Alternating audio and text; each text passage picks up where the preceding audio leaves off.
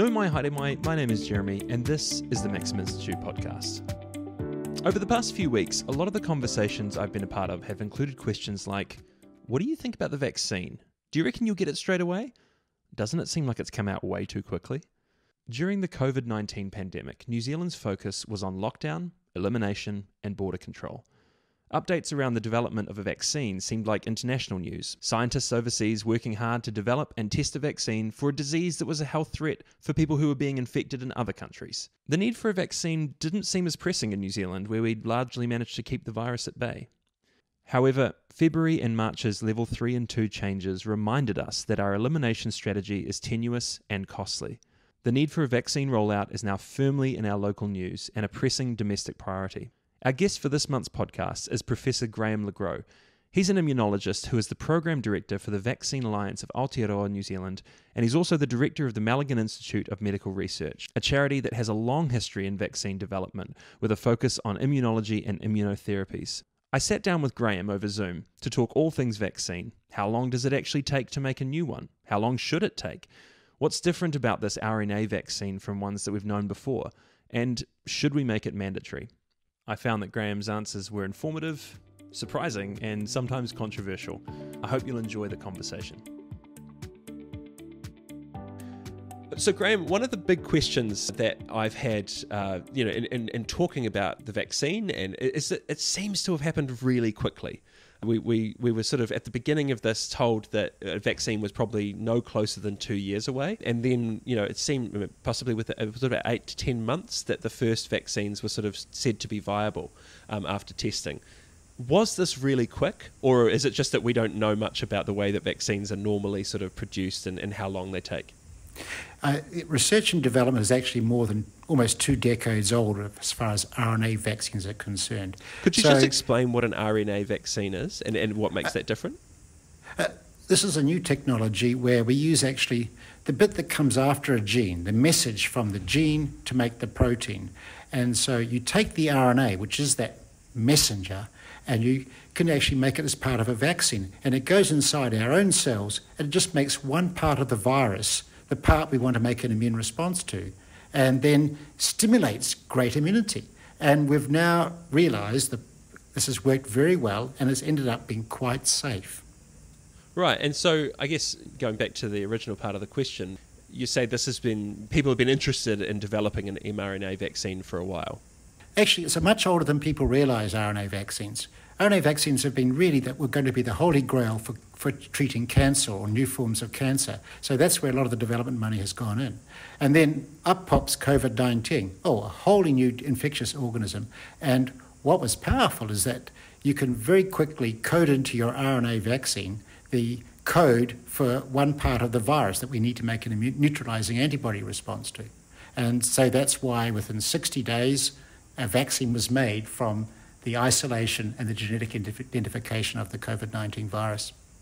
So it was 60 days from when? Yes, from isolation of the virus, from someone going dying, to actually, hey, this is the sequence of this virus, and getting something looking as though it could make a vaccine. So that's an incredible new technology that we've never had before, but which we knew we had the potential for. Now, what normally bedevils vaccine development and is actually trialling and testing through toxicity and safety and testing. And what happened with the COVID-19 is that the enormous amounts of money and resources could all of a sudden be put down on the table, and we've seen several 60,000 person phase 3 clinical trials put underway. Normally, everyone's very adverse about committing that much money to long trials. So it seems to take a very long time because you've got to justify doing all these different things. So it hasn't been rushed in the sense, though, in terms of knowing about this way of vaccinating against the virus. It's just money has been made available so that large parallel clinical trials can be done right this year. So the predictions of sort of a 2-year window for vaccines that were made at the beginning, I guess scientists might have been able to anticipate that there would be this amount of money being put forward to get a vaccine as soon as possible. Why did they not assume? There were some question marks around the ability to keep the one trouble with RNA is that it's inherently unstable. It degrades very quickly and becomes nothing. And so there are a couple of tricks that are recently being developed that most people were not aware of, which actually you encapsulate the RNA in these little fatty globules and it stays safe and it doesn't degrade. And you store it at minus 70 or minus 20 degrees and it can stay safe and I won't say viable, but stays active as a vaccine for forever in that frozen state. And so that's been a development. Right, and so that's to get it to the person. And then once it goes in, does it, I mean, once it's not at negative 70, but it's actually at body temperature, is it supposed to degrade from there, or does it just do different things? Well, it gets inside the cell because the little lipid envelope takes it inside the cell, and then it's safe, and it does what a virus does or any other gene in our body does, just starts making some copies for a limited period of time, and then they get released in the body naturally, and then our immune system kicks into gear because it can identify any foreign protein. Our immune system is exquisitely designed to say, should everything be here? Is it normal? Is what I've been born with? And then it sees there's a bit of viral protein there, and it immediately starts making a very strong immune response that can neutralize that protein. And by association, it will neutralize any virus that has that protein on its surface, and that's why it neutralizes the COVID-19 whole intact virus. I guess one of the things that sort of comes up as a red flag for some people when they hear scientists say, well, that comes out of the lipid, the envelope, and it goes into your cell and it changes your cell, and they go, what? And so what?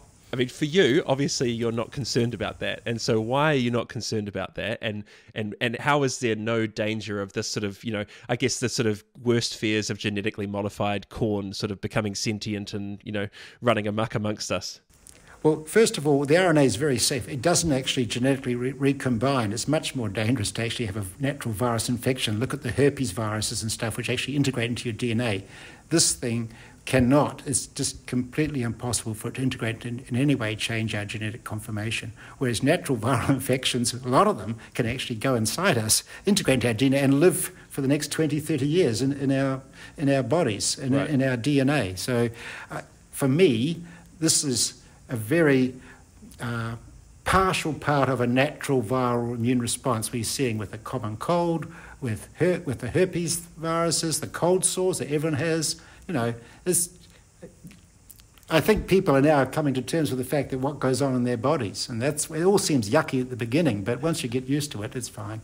One of the other things is obviously, these vaccines have gone through clinical trials, like you said, the 60,000 person trials, and that's trials for 3 months, right? Yes. Yeah, and so I guess one of the things that people would say is, well, yeah, that's cool. So it just tells us that it's safe at least for 3 months.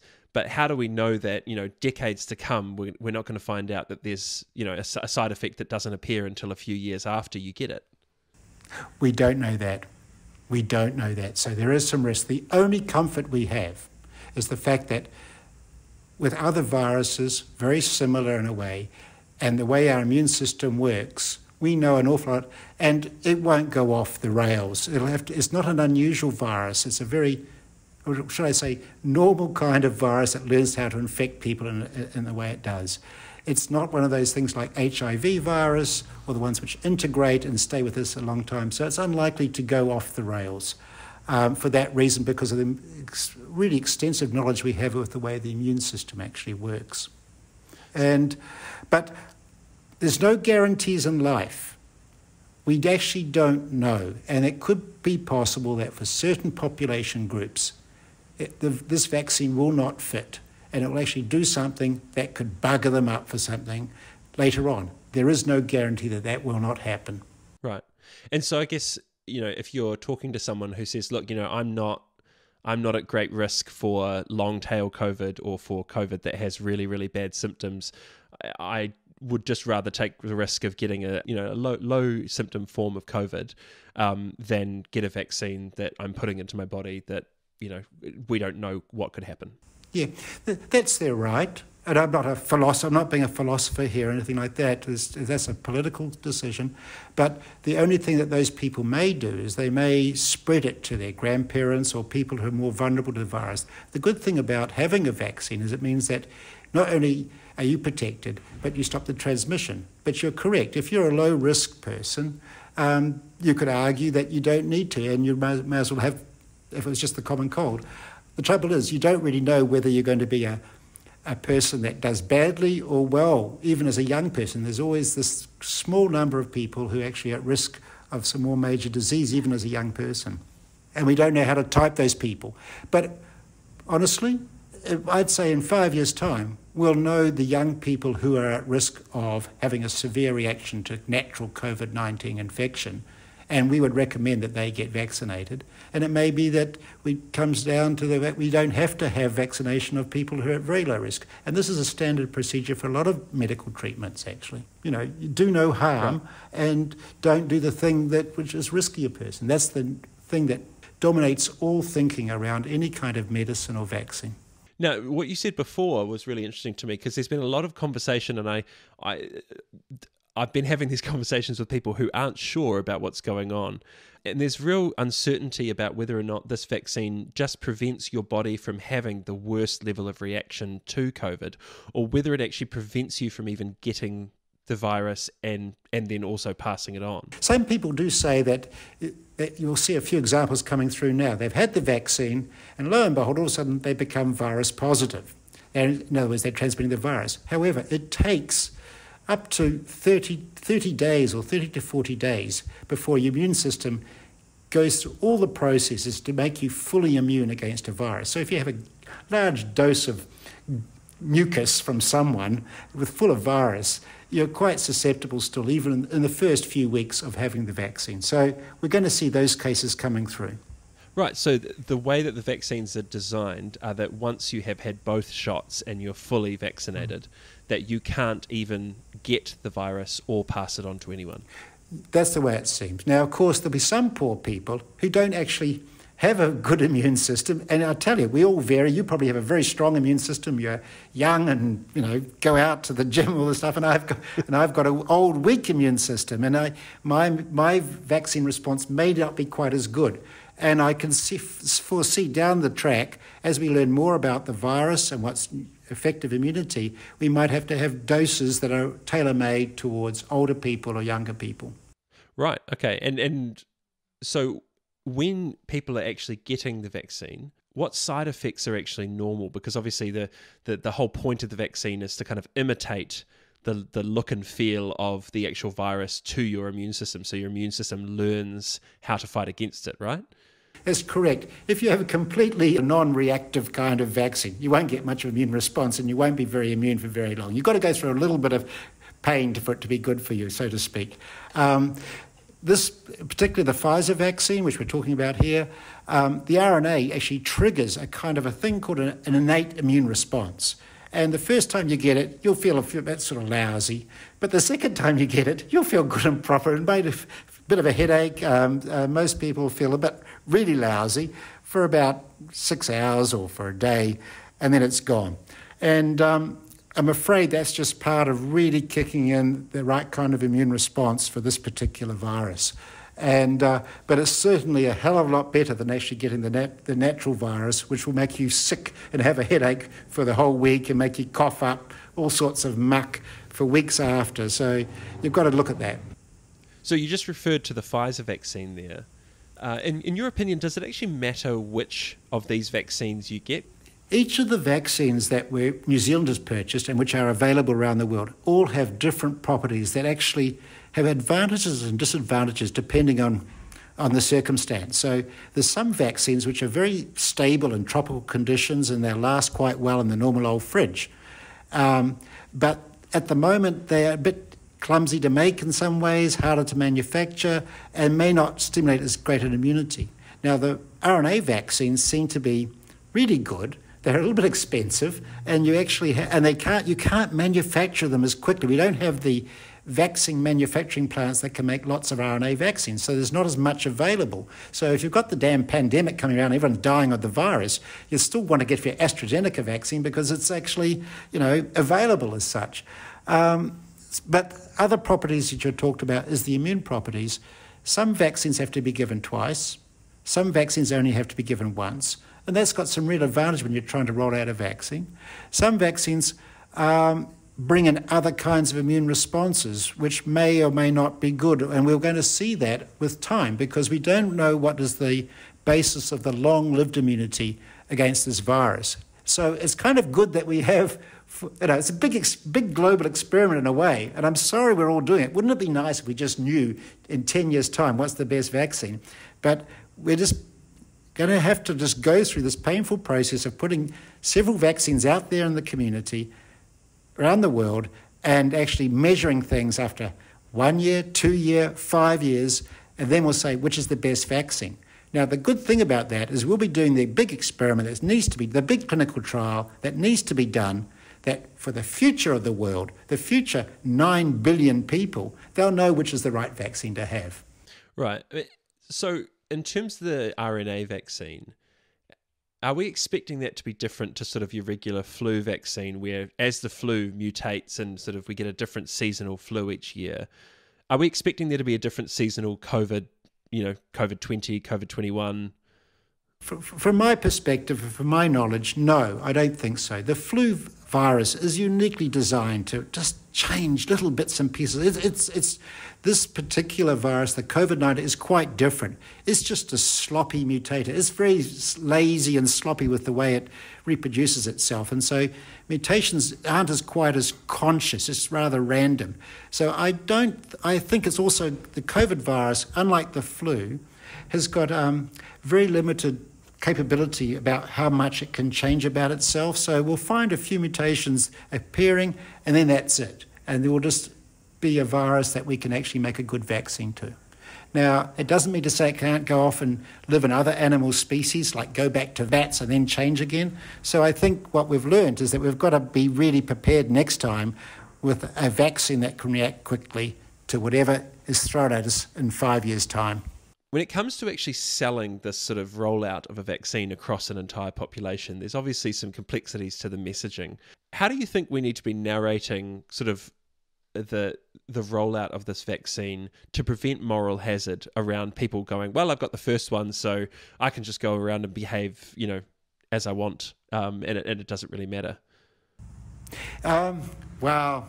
That's a big question because it means knowing the diversity of people. We're quite diverse as far as our immune system's concerned, but then let's just talk about people's attitudes to various things. And we have an enormous diversity there. And how you communicate to the living, heaving beast of the body politic, that's a big question. I think that we have to speak honestly and truthfully. And I think we've got a unique situation in the global world now, in the New Zealand world now, where media is very much engaged with the messaging and communicating with various authorities. And you see what's happening is people are held to account so quickly and so precisely, which is a good thing, that I think that as results come through, the media jump on it, and like we're hearing this pressure on the AstraZeneca vaccine at the moment, and scientists are made to discuss, is this a real fear? Should we be concerned? Should the government change policy? And government thinks about that.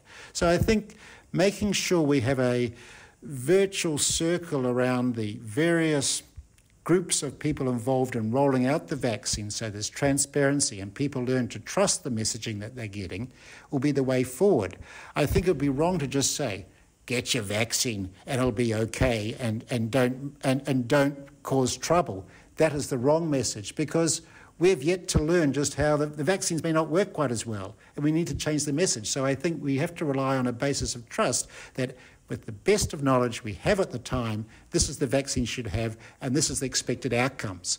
And we keep on that very clear message. Now, what it does mean is that the general population do have to become immunologists, do have to become a bit of vaccine scientists, because they have to understand the messages. And that's where the media are very important, because you've got to bridge this often very detailed, sort of almost pedantic scientific side with the languages that and the words that people understand in the general population. For me, as a scientist, and just seeing how I've got to use my words and what I can and can't say, and I'm very careful not to give philosophical or political opinion and try and stick to the science, because you can see that people blur all those things, and everyone has a job. The politicians have a job for talking about, they understand the general population, what the general population cares about.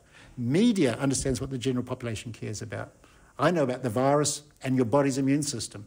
Do you have a sense of how we can try to avoid a politicisation of a public health response to something which is just generally, A, not that much of an impediment to your daily life as wearing a mask for most people, and B, something that can really actually help?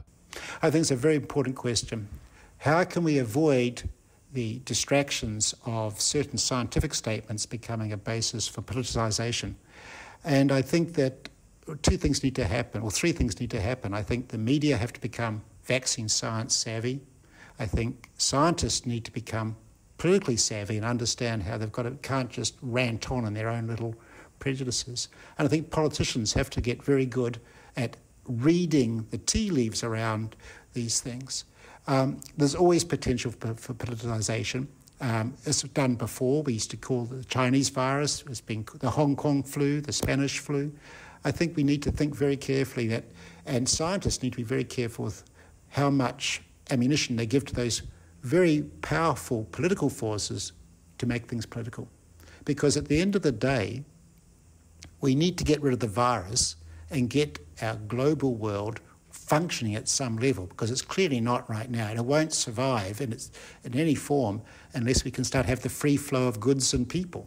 I guess, digging into that, what would be the danger of actually just sitting back? I mean, leave aside the economic kind of side of it. What would be the danger of sitting back and waiting for more results? Obviously, things are happening around the AstraZeneca rollout, and it would be great to hear you talk a little bit more about that. But, for New Zealand, we're in this rarefied position of not having a great danger. Why shouldn't we just sort of sit back and wait for other countries to figure out which ones are best and then take advantage of that? It would be very dangerous, and the influenza is a perfect example. Viruses like nothing better than to have a completely naive population. And if we stay disengaged from either vaccine-induced immunity or natural immunity from the virus is always evolving, it's becoming either more powerful, more infectious, more dangerous.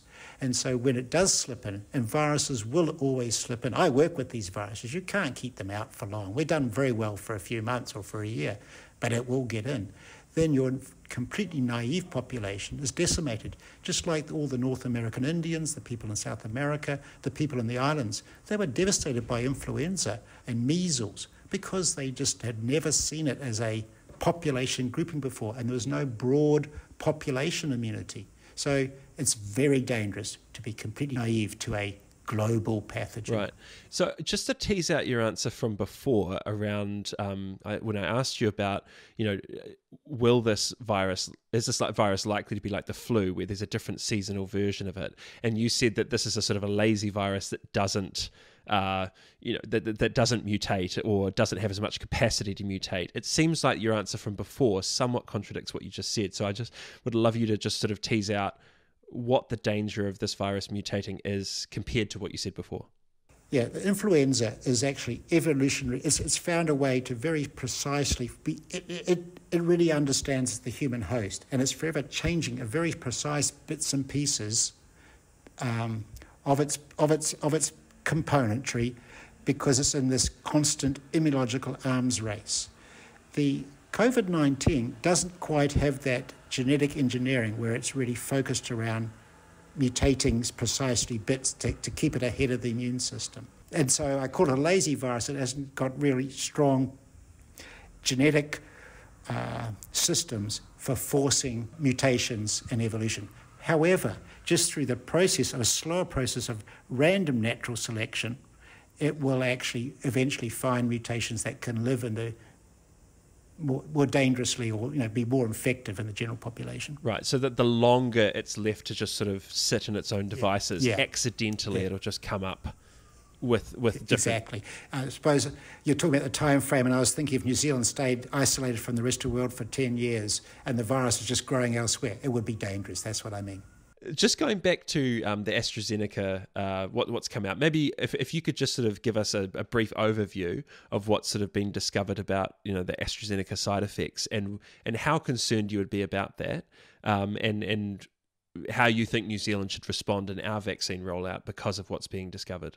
The AstraZeneca has been rolled out in quite a large number of people, and you've got to remember, you have 100,000 or 500,000 people, and someone gets the vaccine and they walk out the door and they have a heart attack and die. Is it because of the vaccine, or is that out of 500,000 people at any one time on the planet, 5 or 10 people are going to have a heart attack and die? The particular cases that are being talked about right now, some blood clotting issues and stuff, they may just be the chance event you have when when you have such a large number of people. But because of the very precautionary nature, because we don't know everything about these vaccines, things get stopped and say, just look at the data, make sure we're not making something worse. So it's because the scientists and the clinicians and the nurses doing these trials, they're walking a little bit on eggshells at the moment and just nervous about rolling out something that could be quite dangerous. So it has not proven to be. I don't think it will be. I think that once they investigate, they'll find the AstraZeneca is fine. It's a standard procedure. We know a lot about the virus. There's a J&J version. There's a good vaccine. It'll be unlikely unless there's a batch problem, and that can happen. And that could be the reason why it wasn't made very well or something like that. And then when they make it properly, it works well. Are there any conditions under which you would refuse to take a vaccine? Well, that's a good question, I suppose. Any conditions, well, of course, if it doesn't work, say I've got no immune system, I'm on cancer drugs, and there wouldn't be much value. It'd be just wasting money and wasting people's time so that'll be the worst conditions when my immune system is not really strong and healthy, and that's really not a good thing to do. Now, moving somewhat from the science to the philosophical side of the argument, there's been a lot of discussion around kind of, I remember a few months back there was news items talking about, hey, well, when we get a vaccine, the first people that should get it are the young people because they're the most mobile, they're the most social, and most at risk of actually spreading this around in sort of super spreader events. How should we be sort of prioritising who gets it first and why? So I think this does come down to a little bit of personal philosophy. So I'll just say, this is my personal philosophy, and I think we should give it to the people most at risk of disease. I think it's going to be very hard to protect those people by doing this general herd immunisation and going through all the communications, because I think it's going to take some time. So I think we should roll it out. Border control workers, people who could potentially expose to the virus, and people who actually would not do very well, the at-risk groups over 60 years old and people like that. I think that's who we should do first for here in New Zealand, and I think that's the best way to safeguard and prevent death, because that's what we're about. If you try and do it like a herd immunity thing and we've got to vaccinate the young people, it just gets so tricky because there's a whole lot of social communication issues you've got to go through there. And I think that would actually put it, for a longer period of time, people who are really vulnerable at risk. Where do you think the cutoff is around people who are, who have these lowered immune systems and are particularly vulnerable to the virus? Obviously in Norway, when the vaccine, I think the Pfizer vaccine was first being rolled out, you had a bunch of terminally ill patients die. Where would you say is the cutoff between, hey, they're vulnerable, give them the virus, and hey, they're way too vulnerable, they can't even sustain the side effects of the virus? Yeah, I think that's a bit crazy. People who are really at an end-of-life situation, it doesn't make much sense. You actually may tip them over the edge. A bit of drama of the immune system is not what they need.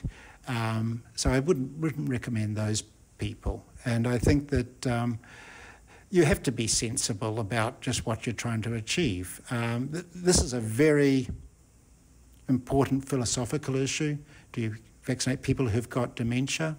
Do you vaccinate people who have a cancer they're going to die of within 6 months? These are tricky things, and we value all life. And I think it's not for me as a scientist to decide. That's a political decision. It's a society decision, and they speak through their politicians for that stuff. So I think it's wrong for me as a scientist. I'll just try and make something that's work and safe in people. As someone who's invested a lot of time and expertise into developing and making sure that vaccines are safe, where do you stand on arguments around making some vaccines mandatory to create an effective health response? I don't really like that.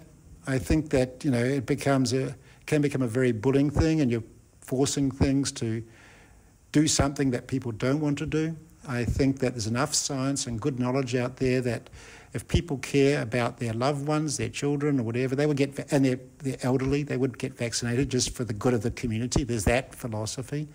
There's people who actually would do very well to be protected from the natural infection. And if you make the right information available, how people have done when they actually haven't had a vaccine or had the natural infection, if they've actually seen the right movies, they'll see that I want a vaccine.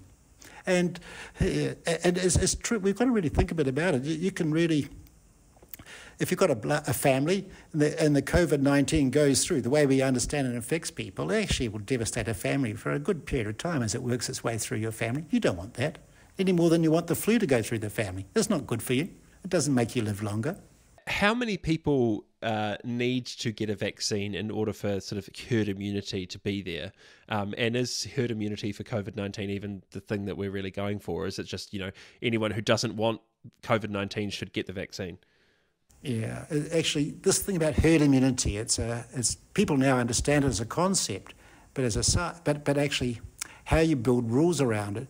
Herd immunity, the magic number, depends on how people are living. If there's people just having smoozing and going to rock concerts all the time, you need a 90% level of herd immunity to stop the vaccine transmitted. But if people are wearing PPE and actually washing their hands and not kissing each other and stuff like that, a vaccine that has 50% efficiency is more than adequate to really close down the virus and get rid of it from the community. So it really does depend a little bit on how we behave and how we socialise things. I think it's very dangerous to go heading towards a herd immunity thing because it actually just gets into a whole thing. We've got to get a certain number, but it won't actually protect the people who could be vulnerable because that's not the priority. It's just a matter of getting as many people vaccinated. And the virus is so clever. It just will find a way to be a little reservoir somewhere, and it'll find the people who are vulnerable, and it'll start growing and infect them and make them very sick. Well, I guess it's kind of like, the measles. We essentially have herd immunity to the measles, but it doesn't stop flare-ups every now and then for some reason. No, it doesn't. No, and you've got to be on your guard and keep it uptight. Do you think that in the future, so, say I have children in the future who weren't around for this first vaccine rollout, do you think that they're going to have to get the vaccine in order for COVID-19 to sort of stay away? And also, how long do you think it will remain free? Eventually, for all the issues, because even though you've got a vaccine, you identified it, it has to be safety tested. The batches have to be safety tested. It cannot remain free forever. Someone has to be able to pay their costs of all those kinds of things. Of course, we're just starting the whole... I've just got to make that quite clear. The vaccines that we have now are just the beginning. We're trying to work on vaccines. This is the Malaghan Institute's Vaccine Alliance, Aotearoa, New Zealand. We're trying to work on vaccines which will give long-lived, 10-year immunity. At the moment, we're thinking that the vaccines have currently been rolled out will last maybe 1 or 2 years before they become susceptible again. We don't actually know, but that's the thinking. So we need to make new vaccines that really stimulate long-lived immunity. Now, going back to your children of the future, they will end up having a vaccine. A vaccine against COVID-19 will become one of the vaccines that you have in childhood, along with, measles, all those sorts of things, because the virus has learned to live within the 9 billion people that are with us here. It will stay around. It's just the way viruses work. Could you just describe a little bit about the Vaccine Alliance and kind of your work and what that is about, like what you're attempting to do? The Vaccine Alliance, Aotearoa, New Zealand, is, in a way, it's insurance for the country. When it started and when the government decided to set us up, they didn't know whether a vaccine could be made in 2 years or 5 years. They didn't know what type of vaccine could be made. We didn't know how the virus was going to be. We didn't know it was going to be 10% people dying or 5% people dying or no percent. So we're insurance to, at least New Zealand has its own homegrown, because we do make vaccines here. and we do manufacture vaccines here. So we'll set up to start preparing to make sure we have the right laboratory infrastructure, the right trained people, and the right systems for testing and making and developing our own New Zealand-made virus vaccine. Second part is to make sure we have a clinical arm of our vaccine alliance, which is to really look and see the vaccines that are brought into New Zealand. How are they doing? What are they doing? And we're actually helping along. We're hoping to be able to see that with the Maori and Pacific, do they have the same level of immunogenicity induced or protective immunity induced by these standard vaccines? Or is there some differences related to the, many of the diseases associated in some of the people, and so things like that. So we really are insurers just to check things out, make something so we've got reserve. Of course, we can't beat the billion-dollar Moderna or Pfizer. However, if the world had shut down, we would be able to make a vaccine that would be able to go into people eventually with time. Now, one of the things that I've wondered about is, of course, we had that moment where, I think about a couple of months back, where Chris Hipkins was standing there in the Beehive media room, and he was saying, look, the vaccine is here. We just need New Zealand's sort of, vaccine approval body to meet and talk about whether or not we want to approve it for use in New Zealand. And a lot of people, including me, were like, well, hang on a minute. If it's good enough for Britain, if it's good enough for America, what makes us think that we'd find something different? I mean, who's on that group, and what were they looking for, and why is it necessary? That group is charged with any medicine in New Zealand. It's called MedSafe, is to make sure that enough data is collected around any medicine given to New Zealanders passes a number of tests around how well it's been manufactured and what kind of procedures they have for determining safety and toxicity, and making sure all the reagents that go into the vaccine or the medicine have been sourced correctly and there's no chance for something dirty to get in. They also look at, has all the right data been done? Can we put, say, a vaccine in children? Has there been enough data done for children or people who women who are pregnant, or old people, or people on this drug or that drug? And so they actually make whoever's bringing the vaccine in, or who's ever presenting, hey, I've got a vaccine or a medicine, have you put all your ducks in a row around data, around all these different things? And they look at the data and they say, you cannot put this medicine in children because you haven't shown yet that it actually doesn't hurt them or actually works. And that's the agency there. Now, they're independent a bit from government, and they were set up that way to protect people from ruthless governments or ill-informed governments. But they have got to have an expertise across the board. And that's where it's quite difficult, because New Zealand's a small country, and MedSafe have relied and do rely on having access to data that's been generated overseas and expertise that fits with the other regulatory agencies like FDA and TGA and the UK and the European one. When I'm sure you probably end up every now and then, but at hazards of the job, end up in conversations with people who aren't necessarily, completely anti-vaccinations, but are like, well, I hear you say that we don't actually know whether there are any long-term consequences to taking this particular vaccine. And the way the virus of the future will interact with it. Yeah, and obviously you, given the time and the expertise that you've devoted to vaccinations, that you clearly believe that they're usually a good thing. What do you say to people who are like, I'm just going to wait to see what this does in other people before I give it to myself or maybe give it to my children? Well, I think that I remind them that they've got the privilege that the virus is not being in our community right now. But it could happen. And then what are they going to do? Because they'll have a moral choice then, that to stop the virus spreading through them to other people, they may be fine. But infecting other people, hurting other people, they could do an awful lot for their New Zealand community if they got vaccinated, because that actually would stop the transmission. That's number one. Number two, they do not know that they would do very well with the virus. To date, we cannot predict young people who are going to get very sick and potentially die from the natural virus infection, middle-aged people or old people. We know in older people there are worse outcomes, but young people have died from this virus. Young people have had very serious and continue to have very serious debilitating lung conditions from this virus. And you talk about the long-term effects of the vaccine. No, I can't say that, I'll be honest. But Tell me about the long-term effects of this virus infection. We have no clue. This virus infects all our blood vessels. It infects our brain. It changes our smell.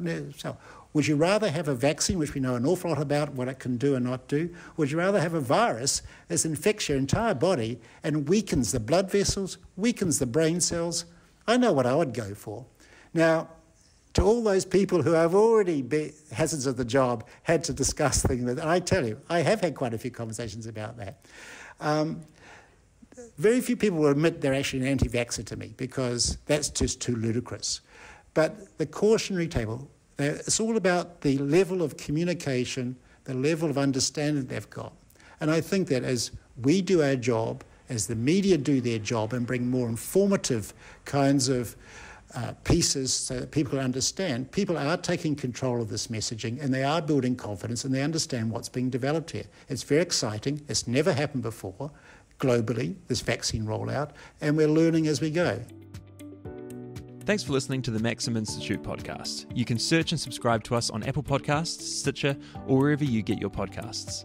To hear more from us and to keep up with the rest of our research and analysis of politics and policy in New Zealand, you can sign up on the homepage of our website to get our monthly forum email and invitations to future Malaghan Institute events. From the team at Malaghan, mā te wā. Goodbye for now.